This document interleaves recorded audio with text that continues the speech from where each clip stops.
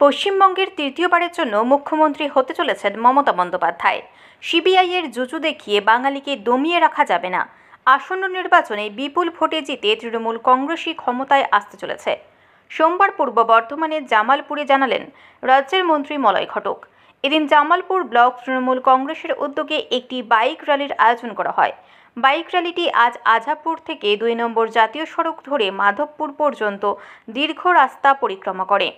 Bike র্যালিতে জনসমাগম দেখে উচ্ছ্বসিত মন্ত্রী মলয় ঘটক বলেন, জামালপুর বিধানসভায় বিজেপির পরাজয় সুনিশ্চিত। এদিনের কর্মসূচিতে মন্ত্রী ছাড়াও উপস্থিত ছিলেন তৃণমূল নেতা মেহবুব খান, ভূতনাথ মালিক প্রমুখ।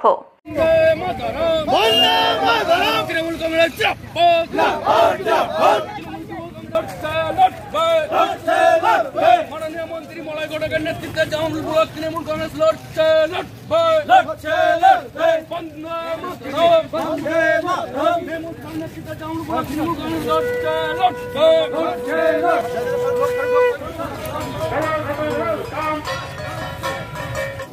বাংলার নিজের মেয়ে কি চায়, কি বলবেন এই বিষয় নিয়ে?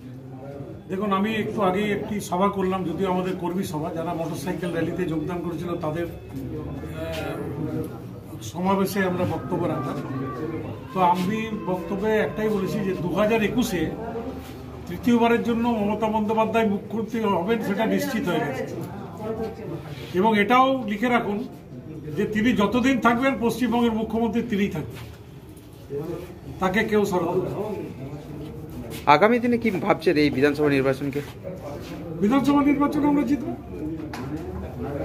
তৃতীয়বারের মুখ্যমন্ত্রী কি মমতা বন্দ্যোপাধ্যায়? আমি কি বললাম, তৃতীয়বার তো হবেই। তিনি যতদিন থাকবেন ততদিন মুখ্যমন্ত্রী থাকবেন।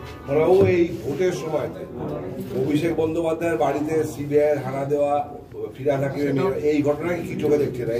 সেটাও আমি আমার বক্তব্যে বলেছি, আপনারা ছিলেন কিনা জানেন, যে এটা পশ্চিমবঙ্গ বাঙালিদের ভয় দেখিয়ে লাভ।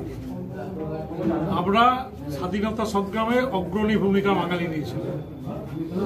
ব্রিটিশ সাম্রাজ্যবাদ বাংলাকে দাবাতে পারে, ঠিক আছে? ক্ষুদিরাম বসু হাসতে হাসতে ফাঁসির কাঠে চড়েছিল। নেতাজি সুভাষচন্দ্র বসু সম্মুখ সমরে লড়াই করেছিল ব্রিটিশ সাম্রাজ্যবাদের বিরুদ্ধে। দেখুন, লোকসভা নির্বাচনের কথা বলছি না আমি, সে তো 2014 লোকসভায় দিল্লিতে 7টা আসনই বিজেপি পেয়েছিল, কিন্তু 2016-তে বিধানসভায় দিল্লির সমস্ত আসনে 3টি মাত্র বিজেপি পেয়েছিল এমএলএ, বাকি 70টা না 74টা পেয়েছিল আম আদমি পার্টি। এবারেও দিল্লিতে সমস্ত এমপি বিজেপি পেয়েছে, এবারেও আম আদমি পার্টি বিজেপিকে ধরা